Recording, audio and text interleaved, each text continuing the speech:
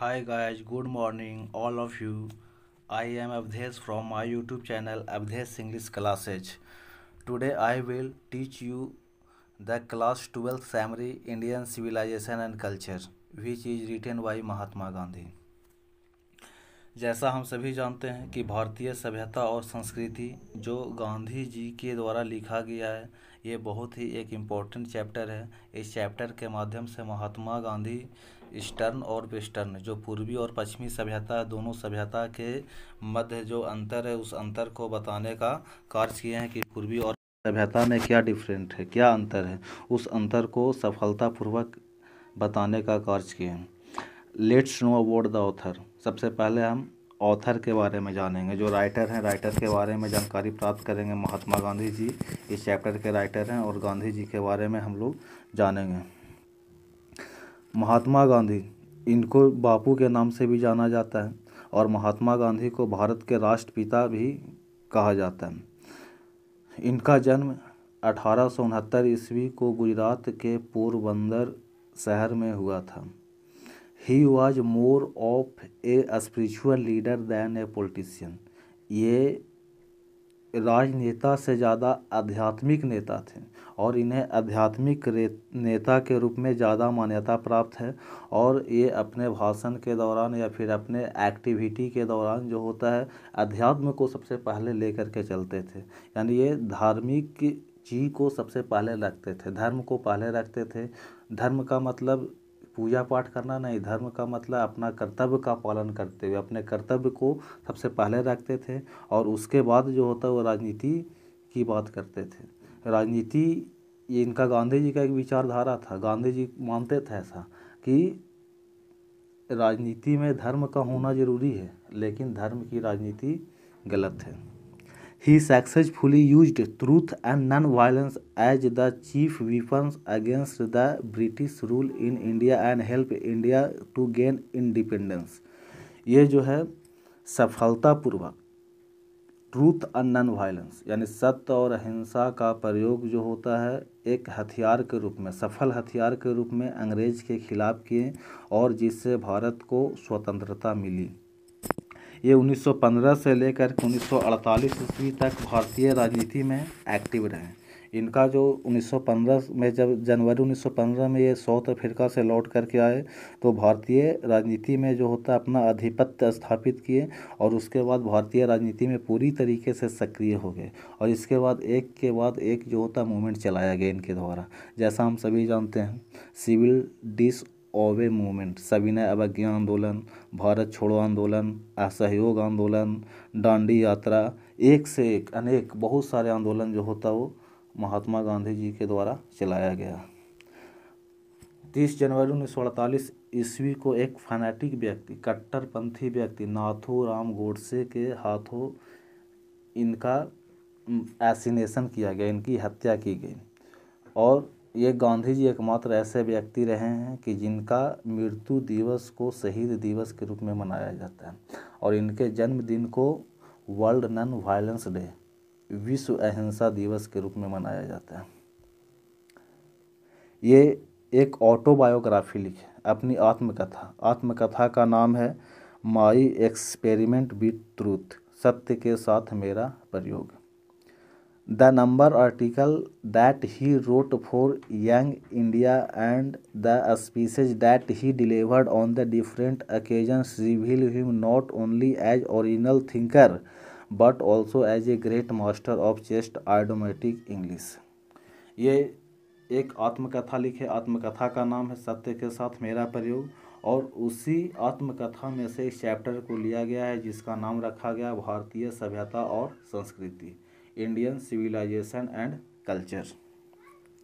इसके साथ ही साथ एक पत्रिका ये संचालित करते थे जिसका नाम था यंग इंडिया। ऐसे हरिजन नामक पत्रिका भी जो होता है प्रकाशित किए, लेकिन यंग इंडिया के लिए बहुत सारे आर्टिकल लिखे, बहुत सारे लेख का प्रयोग किए और इनका जो लेख था वो लोगों को जागरूकता फैलाने के लिए अंग्रेज़ सरकार के विरुद्ध में हुआ करता था।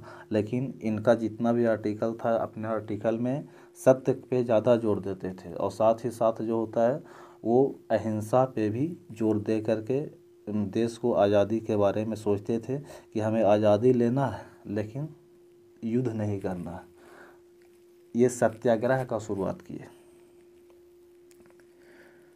और गांधी जी के बारे में ऐसा बोला जाता है कि he has not knowledge of English but we know that he has a great knowledge of English and he use idiomatic English. इनके पास इंग्लिश का अच्छा खासा नॉलेज था और ये इंग्लिश बोलते समय जो होता आइडमेटिक इंग्लिश का प्रयोग करते थे, मुहावरेदार इंग्लिश का प्रयोग करते थे। किसी भी बात को जब बोलना होता था तो बात को बोलते समय जो होता वो फ्रेज का इस्तेमाल किया करते थे, और फ्रेज का इस्तेमाल के दौरान जो होता था ये हर भाषा का प्रयोग करते थे, जिससे भाषा एक सुसज्जित और अभिव्यक्ति जो है वो बहुत ही लाजवाब तरीके से किया जाता था। Gandhi ji talk about the sound foundation of Indian civilization. Gandhi ji जो होता है एक साउंड फाउंडेशन की बात करते हैं कि जो भारतीय सभ्यता है, भारतीय सभ्यता का जो नींव है, जो इसकी आधारशिला है, वो शुरू से लेकर के आज तक उसी स्थिति में जैसा समय की शुरुआत में था, जैसा प्राचीन समय में था वैसा आज भी है। इसकी आधार बहुत ही मजबूत है, इसकी नींव बहुत ही मजबूत है, जिसके कारण से अभी तक भारतीय सभ्यता में किसी तरह का कोई चेंजिंग नहीं आया है। प्राचीन समय में जैसा हालात था वैसा हालात आज भी है, और बहुत सारे विपत्ति के बावजूद जो है भारतीय सभ्यता अभी तक अपने पर्पस में कामयाब रही है, और भारतीय सभ्यता समय के साथ अभी तक खड़ी है। अब हम लोग इंट्रोडक्शन जानेंगे, परिचय जानेंगे इस पाठ के बारे में, महात्मा गांधी के बारे में, कि ये जो चैप्टर है, इस चैप्टर का लिखने का उद्देश्य क्या है, इसका परिचय के माध्यम से जानने का प्रयास करेंगे। Mahatma Gandhi has beautifully narrated the sound foundation of Indian civilization in this essay. इस एसे में, इस लेख में महात्मा गांधी ने सफलतापूर्वक जो भारतीय सभ्यता और संस्कृति है उसकी जो नींव है, उसकी जो आधारशिला है, उसका सफलतापूर्वक वर्णन किया है। He has compared our civilisation with the western civilisation. और यह जो सभ्यता है, हमारी प्राचीन सभ्यता की तुलना जो है आज की पश्चिमी सभ्यता से की है, कि पूर्वी सभ्यता और पश्चिमी सभ्यता में क्या अंतर है, या दोनों सिविलाइजेशन जो है, क्या दोनों सिविलाइजेशन में कौन सी सिविलाइजेशन बेस्ट है, या फिर हम लोग अच्छे हैं, या फिर जो वेस्टर्न सिविलाइजेशन वाले वो अच्छे हैं। क्या हमें जो होता है पश्चिमी सभ्यता का कॉपी करना चाहिए, या फिर जैसा हम लोग रह रहे हैं हमें वैसा ही रहना चाहिए। इस चैप्टर के माध्यम से जो होता है वो बताने का कार्य किए हैं। He says that Indian civilization elevates the moral being whereas Western civilization is to propagate the immorality। जहाँ तक महात्मा गांधी के अनुसार वह बताते हैं कि जो भारतीय सभ्यता वो नैतिकता का प्रचार करती है, जबकि जो पश्चिमी सभ्यता है वो अनैतिकता का प्रचार करती है। भारतीय सभ्यता जो है हमारे रहन सहन को विकसित बनाती है, जबकि जो पश्चिमी सभ्यता है, पश्चिमी सभ्यता का रहन सहन हमारे यहाँ के अनुकूल नहीं है।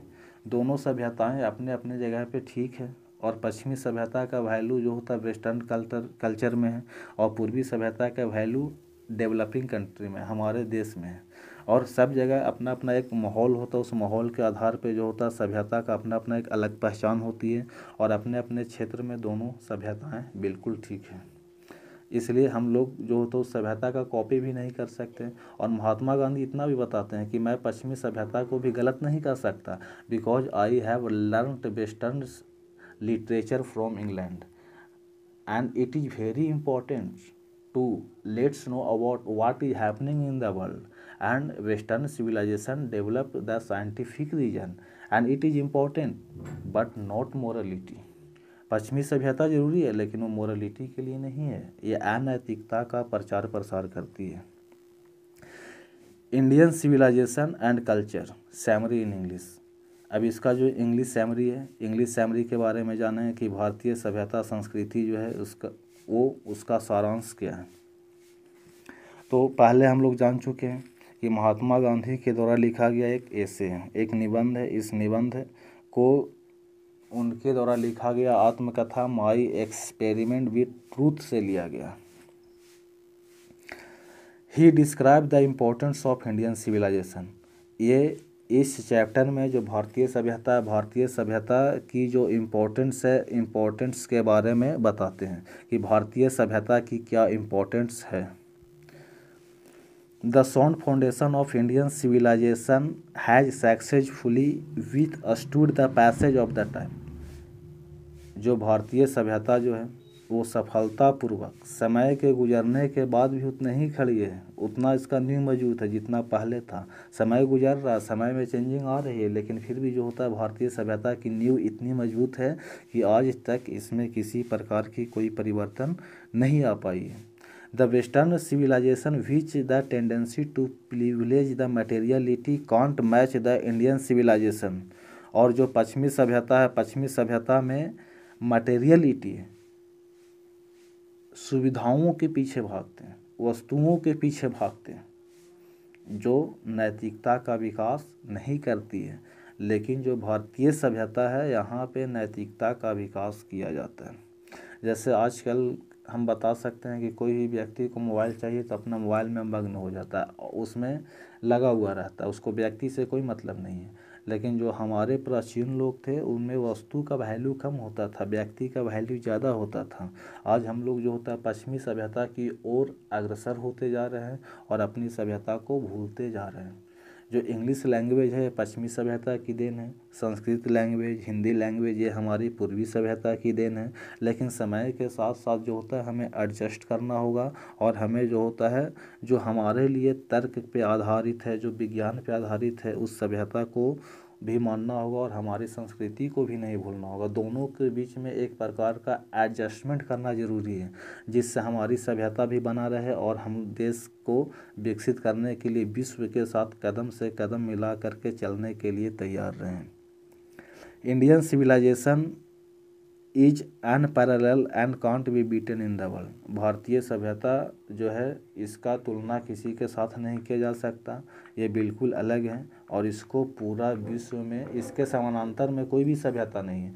और ये जो एक ऐसी सभ्यता है जिसको पूरे विश्व में नीचा नहीं दिखाया जा सकता। जैसा आज कोरोना वायरस के चलते हम लोग जान रहे हैं कि जो भारतीय सभ्यता के रहने वाले लोग हैं वो हाथ जोड़ करके नमस्कार करते हैं, लेकिन जो वेस्टर्न सिविलाइजेशन के लोग हैं वो हैंड शेक करते हैं, हाथ मिलाते हैं। और हाथ मिलाने से जो होता है कोरोना वायरस जो होता है तेज़ी से फैलती है। तो कोरोना वायरस को कम करने के लिए हमारी जो सभ्यता है, हमारी जो संस्कृति है वो बहुत ही महत्वपूर्ण भूमिका निभा रही है। और हम लोग का जो खान पान है, हम लोग शाकाहारी हैं, हम लोग वेजिटेरियन हैं। वेजिटेरियन व्यक्ति का जो इम्यून सिस्टम होता है वो मजबूत रहता है और मजबूत रहने के कारण जो होता है हम लोगों को किसी भी वायरल इन्फेक्शन तेज़ी से नहीं फैल पाता है। इसलिए हम कह सकते हैं कि जो हमारी सभ्यता है, हमारी संस्कृति है वो अलग प्रकार की है। The seed sown by our ancestor were deep rooted and the develop miraculously in the big tree and many of its branches spreads over the heart of India। एक छोटा सा बीज, भारतीय सभ्यता का एक छोटा सा बीज बोया गया था, लेकिन वही छोटा सा बीज आज वर्तमान समय में एक बड़ा वृक्ष बन चुका है और इसका जो शाखाएं हैं वो पूरे भारत में फैल चुकी है और ये हर व्यक्ति के हृदय में पहुंच चुकी है। अब इसका समाप्ति मुश्किल ही नहीं, नामुमकिन लगता है। अब यहाँ पे प्राचीन सभ्यता में प्राचीन समय में बहुत सारे सभ्यताएं थी, जिसमें सबसे पहला नाम आता है इंडस वैली सिविलाइजेशन, सिंधु नदी घाटी सभ्यता। दूसरी सभ्यता में आता है सिविलाइजेशन ऑफ मैसोपोटामिया की सभ्यता। जो तीसरी सिविलाइजेशन है, थर्ड सिविलाइजेशन में आता है द सिविलाइजेशन ऑफ चाइना, चीन की सभ्यता। इसके साथ ही साथ जो चौथी सभ्यता होती है, चौथी सभ्यता में है नील नदी घाटी सभ्यता, सिविलाइजेशन ऑफ इजिप्ट, जिसको हम लोग मिस्र की सभ्यता के नाम से भी जानते हैं। ये सारे सभ्यताओं का अंत हो चुका, लेकिन जो भारतीय सभ्यता जो है वर्तमान में अभी भी उसी स्थिति में जो प्राचीन समय में था। Rome, Greek and many other centers of an ancient civilization were dismissed or not longer exist in their former glory। जैसा हम सभी जानते हैं कि जो रोमन, ग्रीक, लैटिन ये जो भाषाएं थे, जैसे इंग्लिश का ही डेवलपमेंट हुआ रोमन लैंग्वेज से, इसका जो स्क्रिप्ट है, इसका जो लिपि है वो रोमन है। ग्रीक लैंग्वेज से इंग्लिश आया, लैटिन लैंग्वेज से इंग्लिश का डेवलपमेंट हुआ। सभ्यता का केंद्र रोम को माना जाता था। एक कहावत भी है, Rome was not built in a day, एक दिन में रोम नहीं बना। रोम पे एक कहावत ये है प्राचीन समय से कि रोम एक बहुत ही डेवलप सभ्यता थी। लेकिन आज के दौर में रोम कहाँ है, ग्रीक कहाँ है, लैटिन लैंग्वेज कहाँ गया, या फिर जो होता है मिस्र की सभ्यता कहाँ चली गई, मेसोपोटामिया की सभ्यता कहाँ चली गई। ये सारे सभ्यताओं का अंत हो चुका है। लेकिन जो भारतीय सभ्यता जो पहले जिस हालात में थी, आज भी उसी कंडीशन में भारतीय सभ्यता व्याप्त है। और इसकी जो शान है, इसमें इसकी जो वैभव है, इसमें किसी प्रकार की कोई कमी नहीं आई है। लेकिन प्राचीन समय में जितने भी सभ्यताएं थी, सभी सभ्यताओं का अंत हो चुका है और आज वो एग्जिस्ट नहीं करती है। इसका सबसे बड़ा कारण है कि वहाँ का जो सभ्यता था वहाँ के लोगों के द्वारा अडॉप्ट नहीं किया गया और उस सभ्यता को डिनाई करने के कारण जो होता है वो सभ्यता का अंत हो चुका है। हम लोग वेस्टर्न सिविलाइजेशन में आते हैं। जापान सबसे पूर्वी देश है। जापान को जो होता है सूर्योदय का देश भी कहा जाता है, द अर्थ ऑफ सनराइजिंग के नाम से भी उसको जाना जाता है। लेकिन जापान पूरब में होते हुए भी पश्चिमी सभ्यता को अपना लिया। Japan has become westernised and China has also shifted from its past culture. और जो चीन की जो सभ्यता है, जो प्राचीन सभ्यता थी चीन, वो अपनी सभ्यता को परिवर्तित कर लिया। चीन के बारे में जैसा हम जानते हैं कि चीन एक कम्युनिस्ट देश था, समाजवादी देश था। लेकिन जो ग्लोबलाइजेशन के दौर में अपने आप को विकसित करने के लिए चाइना भी पश्चिमी सभ्यता को अपना लिया और चाइना जो होता है अपने आप को चेंज कर लिया। लेकिन भारत में ऐसा नहीं हुआ। भारत अभी भी अपने आप को प्राचीन सभ्यता के पथ पे लगातार आगे बढ़ रही है।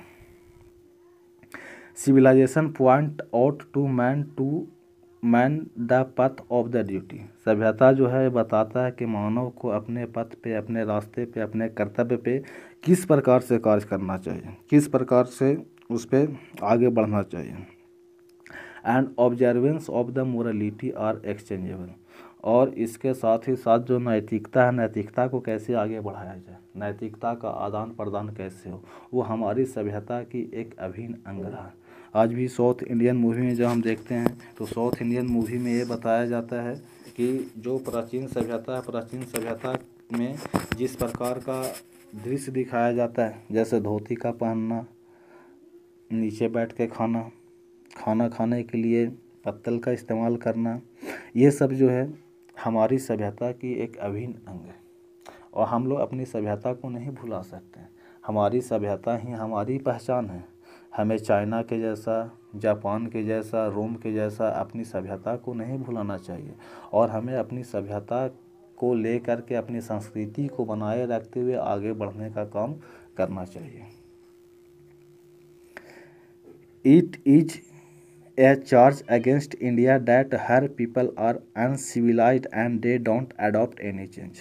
बहुत सारे विद्वानों का ऐसा मानना है कि भारत के लोग मंदबुद्धि हैं, भारत के लोग अज्ञानी हैं और अज्ञानी और मंदबुद्धि होने के कारण पश्चिमी सभ्यता को नहीं अपना पा रहे हैं। और इसका सबसे बड़ा कारण है अज्ञानी और मंदबुद्धि होना। अगर भारतीय लोग पढ़े लिखे होते, आज के दौर में चलने वाले होते, तो कुछ लोग जो शहर में रहने वाले वो पश्चिमी सभ्यता को अपना चुके हैं। लेकिन आज भी गांव के लोग जो है वो पश्चिमी सभ्यता से दूर है, वो पूर्वी सभ्यता में अपना जीवन यापन कर रहा है। It is a charge really against our merit. लेकिन महात्मा गांधी कहते हैं अज्ञानी या मंदबुद्धि होना यहाँ पे कोई बड़ी बात नहीं है। लेकिन हम लोग अपनी मेरिट पे चल रहे हैं, हम लोग अपने योग्यता के अनुसार काम कर रहे हैं। इस कारण से पश्चिमी सभ्यता को नहीं अपनाएं। In the midst of such allegation, ये सारे आरोप के बीच में, आरोप के बावजूद India remains firm and immovable. भारत जो होता स्थिर है और अपने आप में जो होता वो इमूवेबल है। And that is her glory, और ये भारतीय सभ्यता की ग्लोरी है। Mind is a restless bird, और हमारा दिमाग जो है एक बेचैन पक्षी के जैसा है। गांधी जी कहते हैं कि जो मनुष्य का जो मस्तिष्क है एक बेचैन पक्षी की जैसी है। बट ए फैक्ट, लेकिन यह एक तथ्य है। क्या तथ्य है कि the more it gets the more it want, जितना हम लोग को मिलता है हम लोग उससे ज़्यादा चाहते हैं, और जितना चाहते उतना मिल जाने के बाद भी हमारा जो मस्तिष्क है वो सेटिस्फाइड नहीं होता, फिर भी असंतुष्ट रहता है।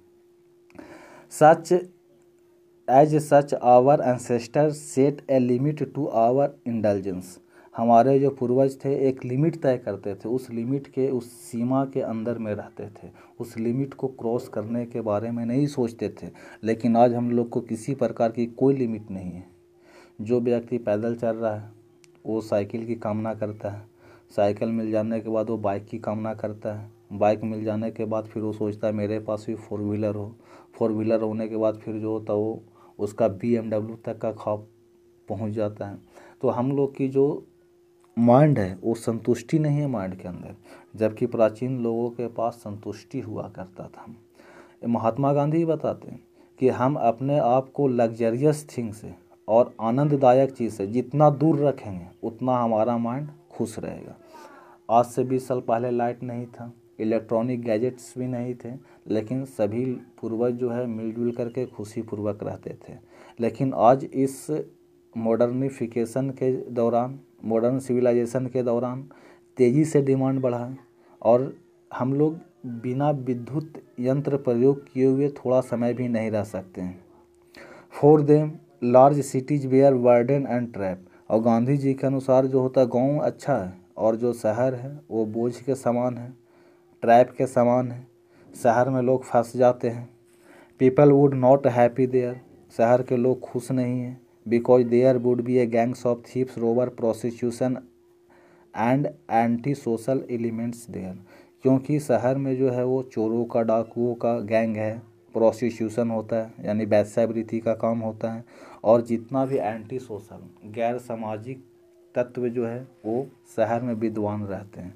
इस प्रकार से जो होता है गाँव को अच्छा बताते हैं और गांधी जी शहर को जो होता है अच्छा नहीं मानते।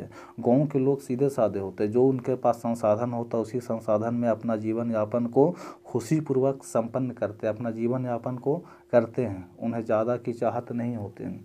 गांधी जी ये बताते हैं कि संतुष्टि जो होता है वो पैसे में नहीं है, संतुष्टि हमारे माइंड के अंदर होना चाहिए। गांधी जी ये बताते हैं कि अधिकतर ऐसा देखा जाता है कि जितने भी अमीर लोग होते हैं अपने आप को दुखी मानते हैं और हमेशा दुख में रहते हैं, जो गरीब लोग होते हैं वो सुखद होते हैं, क्योंकि गरीब लोग के अंदर संतुष्टि होता है। और हमारा सुख और दुख का मुख्य कारण है संतुष्टि और असंतुष्टि। जिस व्यक्ति के पास संतुष्टि है वो खुश है और जिस व्यक्ति के पास संतुष्टि नहीं है वो दुखी है। The Indian civilization elevates the moral being, whereas the Western civilization to propagate immorality। अब ये अंतर बताते हैं कि भारतीय सभ्यता और जो पश्चिमी सभ्यता है, ये दोनों सभ्यता में क्या अंतर है, भारतीय सभ्यता क्या है, पश्चिमी सभ्यता क्या है, और दोनों सभ्यताओं के बीच में मुख्य अंतर क्या है। तो ये बताते हैं कि जो भारतीय सभ्यता है वो नैतिकता का प्रचार करती है, जबकि जो पश्चिमी सभ्यता है वो अनैतिकता का प्रचार प्रसार करती है। ही लैटर इज गॉडलेस, ये बताते हैं कि जो दूसरा सभ्यता जो है वो गॉडलेस है, वहाँ पे ईश्वर की कोई वैल्यू नहीं है। ऐसे ही पश्चिमी लोग बोलते हैं वर्क इज वर्शिप, कर्म ही पूजा है, उन लोग पूजा पाठ पे उतना ध्यान नहीं देते हैं। जैसे भारत में होता है हर तरह का फेस्टिवल मनाया जाता है, फेस्टिवल में छुट्टी दी जाती है, सभी लोग फेस्टिवल को सेलिब्रेट करते हैं, लेकिन शहर में लोग फेस्टिवल को भी नहीं मनाते हैं। उनका एक ही काम है पैसा कमाना, और वे ज़्यादा से ज़्यादा अपने काम को करते रहते, ईश्वर पे कम विश्वास करते हैं। लेकिन भोले भाले जो गांव के लोग होते ईश्वर में उनका विश्वास बहुत ही ज़्यादा होता है और वे ईश्वर में विश्वास करते हैं। The ancient civilization is an imperative restriction upon and indefinite multiplicity of human wants, whereas modern civilization is just a reverse। ये बताते हैं कि जो पश्चिमी सभ्यता है, पश्चिमी सभ्यता में ज़्यादा से ज़्यादा वस्तुओं का प्रयोग होता है और जो मानव का जो चाहत होती है, मानव का जो इच्छा होती है वो बहुत ही ज़्यादा होता है, जबकि भारतीय सभ्यता में निश्चित होती है, उसमें ज़्यादा इच्छा नहीं होता है। और इसका जस्ट उल्टा है मॉडर्न सिविलाइजेशन। आज के आधुनिक दौर में ज़्यादा से ज़्यादा लोग चाहते हैं रहने के लिए क्या 2 ही रूम काफ़ी होता है, लेकिन लोग पूरा महल बनाते हैं और वो टोटल का टोटल घर खाली रहते हैं सिर्फ अपने दिखावा के लिए। तो आधुनिक सभ्यता में शो ऑफ ज़्यादा है, प्राचीन सभ्यता में शो ऑफ नाम की कोई चीज़ नहीं होती है। पूर्वी सभ्यता के लोग एक दूसरे की मदद करना चाहते हैं, लेकिन पश्चिमी सभ्यता में लोग एक दूसरे की मदद नहीं करते हैं। वे लोग ज़्यादा से ज़्यादा प्रॉपर्टी जमा करना चाहते हैं। वो चाहे पैसा जिस भी तरीके से, चाहे नैतिक तरीका से है चाहे अनैतिक तरीका से है, वो बस पैसा कमाना अपना लक्ष्य को मानते हैं। लेकिन पूर्वी सभ्यता में ऐसा नहीं होता है। पूर्वी सभ्यता के लोग का जो इनकम था उसका सोर्स अच्छा होना चाहिए। अनैतिक ढंग से वो पैसा कमाना को गलत समझते हैं। In the best wonderful discoveries and things material have been made. हाँ, पश्चिमी सभ्यता की एक ख़ास बात रही है कि वहाँ पे बहुत सारे चीज़ों का खोज किया गया, नए नए चीज़ों का आविष्कार किया गया। In India similarly Hinduism has made still more marvellous discovery things the religion in spirit and soul. लेकिन जो पश्चिमी सभ्यता में जो हिंदूवादी सभ्यता थी, इसमें सबसे महत्वपूर्ण खोज रहा धर्म का खोज, अध्यात्म की खोज किया गया, आत्मा की खोज किया गया। जबकि पश्चिमी सभ्यता के लोग जो है नए नए उपकरण का निर्माण किए, नए नए चीज़ का खोज किया गया, आधुनिकता की ओर आगे बढ़े। ये दोनों सभ्यता में अंतर है। धर्म का खोज भारत में हुआ, जबकि नए नए चीज़ का खोज अमेरिका में होता है। आत्मा का खोज भारत में किया गया, जबकि नए नए चीज़ का जो आविष्कार है वो वेस्टर्न कंट्री में तेज़ी से हो पा रहा है। There is something in the Hinduism that has kept alive up till now. It has business of the fall of so many civilization just like Babylon, Syria, Egypt and so on. इसके साथ ही साथ जो होता है पश्चिमी सभ्यता बहुत सारे चीज़ नया नया चीज़ का तो आविष्कार कर रहे हैं। प्रकृति का हनन करके हम लोग अपना विकास नहीं विनाश करते जा रहे हैं। हम लोग डेवलप तो हो जा रहे हैं, लेकिन हमारी जो प्राकृतिक संसाधन है, प्राकृतिक संसाधन को तेज़ी से बर्बाद कर रहे हैं, जिसके कारण से बहुत सारे सभ्यता का अंत भी हो गया। इसमें सबसे प्रमुख नाम है बेबीलोन, सीरिया, रोम, इजिप्ट। इसके साथ बहुत सारी सभ्यता जिसका अंत हो चुका है। Our civilisation, culture and Swaraj depend upon restriction, want and self-denial instead of multiplying our wants and the self-indulgence। हमारी जो सभ्यता है, हमारी जो संस्कृति है, हमारा जो स्वराज है, वो हमारे चाहत की बंधन, हमारा जो मन है, मन को रिस्ट्रैक्ट करने में मदद करती है। सेल्फ डेनियल, हम लोग इनकार करते हैं, अपने आप को जो होता सीमित रखते हैं। हम लोग की इच्छाएं ज़्यादा नहीं हैं, हम लोग इच्छाओं की भार से अपने मन को संतुष्ट रखने का काम करते हैं। ये बताते हैं European civilization is suited for the Europeans and will run अस।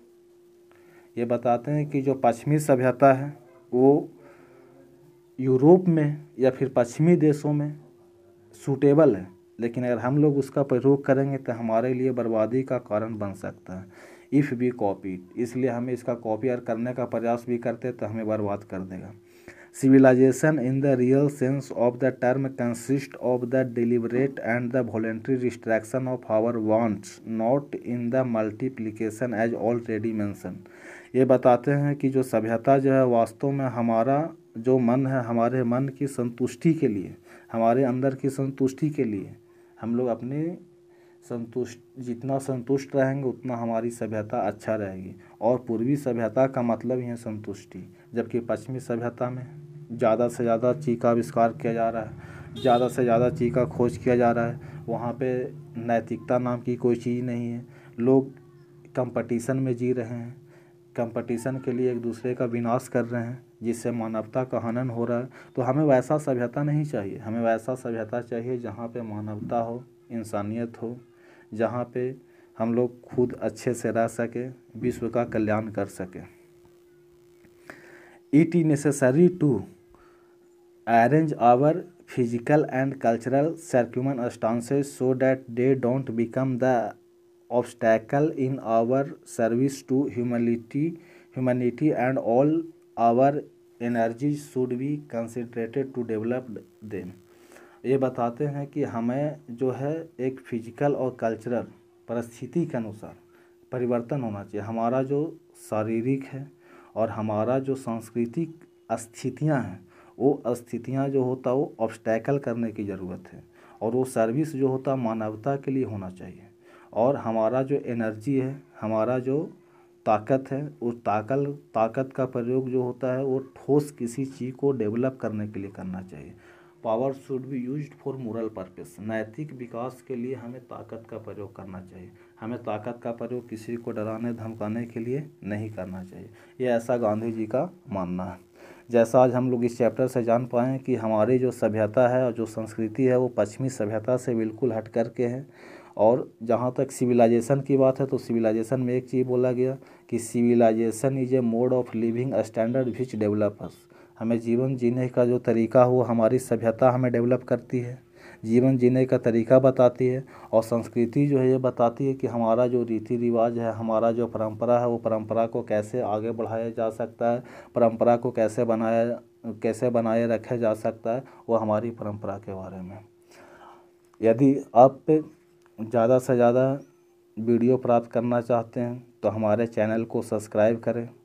अगर आप और भी इंग्लिश का नॉलेज चाहते हैं तो हमारा जो फेसबुक पेज है अवधेश इंग्लिश क्लासेज, उस फेसबुक पेज को भी आप लाइक कर सकते हैं, जहां पे आपको इंग्लिश के नॉलेज मिल सकता है। धन्यवाद।